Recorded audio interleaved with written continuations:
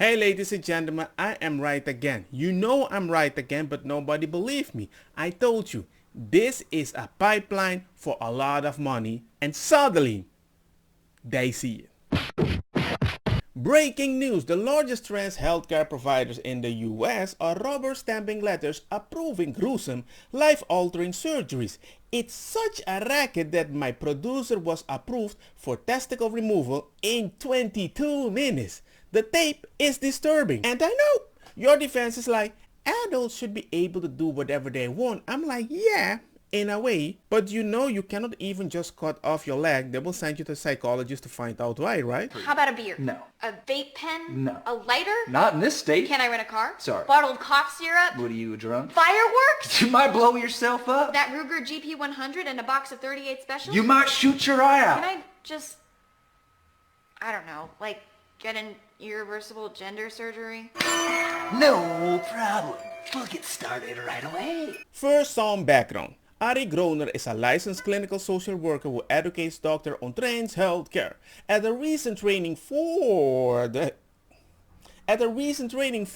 Juniper Center, Groner explained that she writes whatever letters her patients want because she's not the gatekeeper. Why the heck would you even say that? Gatekeeping? You can't reverse it. If you call that part, you can't reverse it. Understanding that I'm not going to be a gatekeeper. I'm not going to be a person that's going to stop them from accessing care. I'm not there to determine if they're trans enough. I'm going to write them this letter. I'm not going to show that video again where the doctor says, you know what? Once you start, it's money, money, money for the hospital or the clinic, bada bing, bada boom, because they forever depend on the medical stuff or even future operation or future visit. Forever.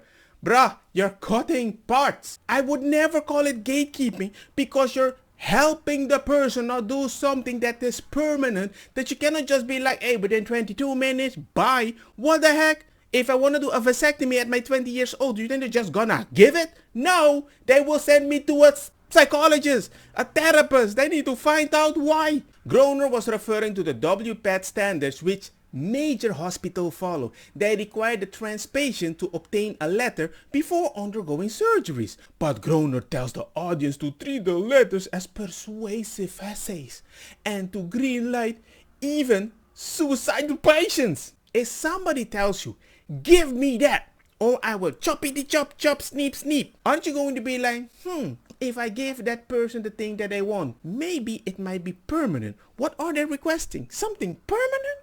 I might rethink that a little because I care for these people. But no, they don't care about that. Because all they care about is to make a TikTok. I am cutting body parts and they're happy. Any psych history that might be helpful to sort of showing the necessity. So if, let's say, a client has a psych history that includes like suicidal ideation or a suicide attempt, and you can connect it to the gender dysphoria, that actually can be sort of a positive, persuasive essay piece. And I'll talk about that in a little bit, because you can kind of show what this is so necessary, right? This is how this is impacting this person's life, and this is why this procedure is necessary and needed. I have found that when I frame it in a, we're going to kind of use this as a persuasive essay and we're going to really, kind of stick it to them, there's a little bit more fun with it in the way we even use language. So I found that to kind of be helpful with clients. So in other words, they're victim blaming the insurance party that, hey, if you don't help, you're the right-winger. Groner explains the insurance company won't pay for their surgery unless the patient is diagnosed with gender dysphoria. So, she says healthcare workers should provide the diagnosis. We're using that diagnosis, she says, to ensure clients get the necessary treatment. We're being asked by surgeons or physicians, but in reality, it's really for the insurance companies. That's what the letters are really for, and I think that's important for us to keep in mind. We have to use the DSM in our letters for insurance company. So I'm not going to spend a lot of time on this. As y'all can tell, I'm not like the biggest DSM fan. So I just think it's important to highlight because of this requirement.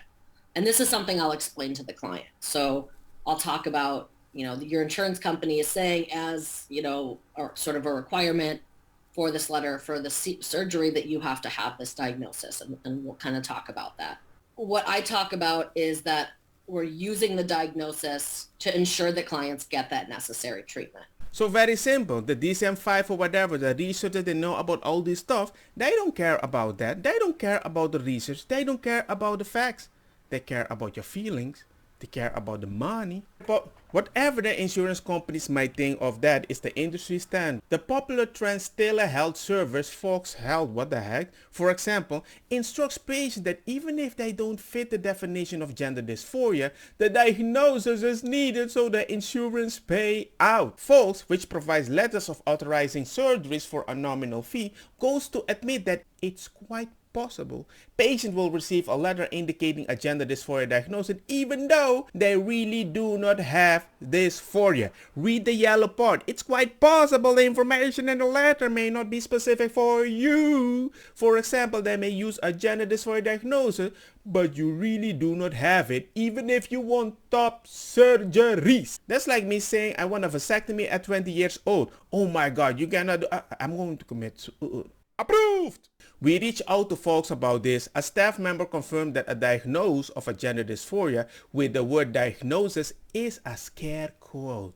It's a requirement for the insurance purposes even if it doesn't apply. The largest trans health providers in US, Plume Clinic, runs a similar scam. They sell letters for 150 authorizing surgeries. That's how our producer Gregg received an approval for testicle removal after a 22 minutes video call. Do you remember the person that I covered that got something done within 2 Zoom calls? And the first thing they thought about when they woke up, I kinda regret it? In his intake form with Plume, Gregg provided a fake legal name. He said that he had dysphoria in the past, but he stated he never experienced it for the past 6 months or more. Under the current version of DSM-5, that means he doesn't have a gender dysphoria. Plume quickly scheduled Gregg for a video interview anyway. He assumed the identity Chelsea Boosie. That's a bad thing, gangster. He didn't even attempt to pass. He badly mispronounced the name of the surgery he wanted. He made it clear he didn't know what effect the surgery would have. If you were even taking specific medical stuff, controlling yourself, your body parts doesn't even grow, and sometimes they need to cut your body parts to remake certain parts. And if you don't have enough, they need to find more parts. And sometimes it will lead to you're gone. Nevertheless, Plume nurse practitioner said she wanted to write the most solid letter possible to justify surgery. Gregg tells her that he once wrote an essay in school about being a woman, which everyone thought was ridiculous. Give me a little bit of history with your gender dysphoria. That may kind of help me. I want to make this letter as solid as possible to be like, this orchiectomy is definitely needed. I'll tell you, I'm happy to. So when I was in school, and I actually wrote a big essay for admission to a club about how I didn't feel like my biological sex went along with how I felt, and I told people that, and they thought it was ridiculous. So because they thought I just look like a guy, so they like this is ridiculous. The idea that you have to convince certain people to make a thing solid, I can understand that, but that isn't your job officially. You need to find a therapist and psychologist and all these people that would approve this, that you don't do something permanent. It's not about how can I make them feel guilty to do something and later we will talk about the consequence. Gregg also tells Plume's nurse practitioner that his father has been prescribing him hormones for years. The nurse doesn't question this in any way, and she says the arrangement is perfect. And is your dad providing a letter for you as well? No, that's part of why I'm conflict. Yeah, I think there's a conflict there, and that's also part of the reasons why he involves other doctors with me as well, is he just thinks it's better to have an independent person do it. He could have done it. He told me he could have done it, but I said, yeah, it's better not to do that. Yeah, if you know the system, you know how to beat the system. 3 days later, Plume sent a letter to Chelsea Boosie, who does not exist, saying he was experiencing significant ongoing gender dysphoria. The letter strongly recommends Chelsea for testicle removal. The letter keeps capitalizing Orchiectomy without "n" before it, as if it was just a copy-pasted into template. Gregg followed up to learn why he had been diagnosed with gender dysphoria. Plume admitted they just used letter template provided by WPATH. Ladies and gentlemen, that's like me copying my old Valentine's, sent my girlfriend, hey, I'm happy on Valentine's Day, and copy paste it to my wife. And I forgot to remove the name. People, they don't care about you. They don't. You're just part of a pipeline, and it's bling bling and it's money. Later, Plume nurse practitioner confirmed that in order for the surgery to be paid for, the dysphoria diagnosis would need to remain. At the same time, the nurse appeared confused as to why Chelsea Bosey had requested testicular removal in the first place. Hi, thanks for getting back to me. I was just saying I don't feel dysphoric right now, but it's okay to keep in the letter, right? Oh, okay. Well, the surgery is related to gender dysphoria, which you diagnosed with. It is controlled with HRT, but in order for the surgery to be paid for a GSC, it will need to be related to your dysphoria, which you are diagnosed with. Does that make sense? Or is the Orchie not gender confirming? In other words, ladies and gentlemen, you want to buy a car? Be gender dysphoric. It's free. This scam is cutting edge of trans healthcare. After launching just a couple of years ago, Plume now operates in 41 states, Folx in 47. How is it possible they expanded so quickly? Well, it's not because of few cents, right? The answer is there's big money behind this. Plume and Folx raised more than 45 million last year. Kraft Venture just led Plume's 40 million fundraising round. Is David Sachs aware this is going on? Are transformed by the beam? So they're just calling out everybody. Insurance company like Aetna, United Health Group, and Cigna work with Plume. Do they know they're paying for surgery based on obviously false information? In my experience, insurers really don't want to pay. So the fact that this is happening, maybe they don't want to do something, or maybe they're afraid, or maybe they never expected they need to investigate this because they're like, well, I kind of agree with the agenda. Some states have restricted this kind of medicine. Florida, for example, let's go, Ron DeSantis, recently passed a law banning most trans telehealth services. Trans activists and the Associated Press AP have complained that this law is injurious. They're furious because they know gender transition industry is corrupt and fraudulent from the ground up. Protecting kids is just one piece of the puzzle. The fight begins there, but it doesn't end there. The whole industry needs to be shut down.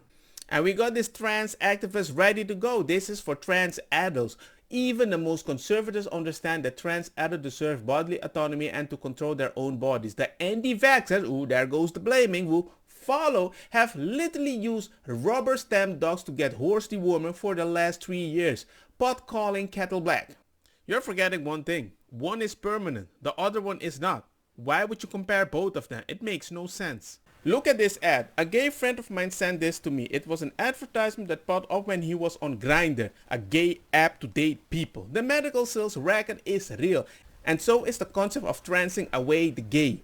If you want to do this, I'm like, okay, well, use your own money. No, you won't. Because many times you don't even have that, and the only reason this is an option is because maybe we have too much money and you think that is the new normal. Especially in a society when you don't even have the dysphoria, there's a specific rules, you're supposed to have it consistently, but when you tell even a specific person for 6 months you didn't have it, they will still proceed and try to convince the system that you have something as if, well, I don't know, but insurance is going to pay anyway, I'll just convince you to do it anyway. Don't you think that is weird? That somebody knows I know what I have to tell the insurance so I can get the money for my freaking business because this person doesn't have the money and everybody is so empathetic and they'll do anything for you. It's weird because some doctors are trying to be honest. Nurses, psychologists, therapists, but depending in which state, they can even open their mouth because they've studied, they're still paying the bill and now they can lose the license. That's a phobic person. Don't you think that's weird? By that logic, you have a pipeline that everybody has to agree or they might lose way more than you think they're losing. And I think that's unfair and is dangerous for people, even for adults. But guess what? I'm not really complaining about the adults. I'm complaining about the kids. Come on, people. We live in a unique world right now. Because we live actually in a unique world right now. And sometimes I just have to cope with a few jokes because I don't want to cry. I feel bad. But anyway, I said my piece. Let me know what you guys think. And share the message. Like it if you think it was useful and informative. Because a lot of people don't know about this. And a lot of people are waking up. Because the thing that Matt Walsh did about this, I knew that a long time ago. And I was called crazy and I lost some friends. They even called me one time phobic. I've never felt so ashamed because of a friendship that I lost in such an easy way. But hey, it's just weird. Let me know what you think.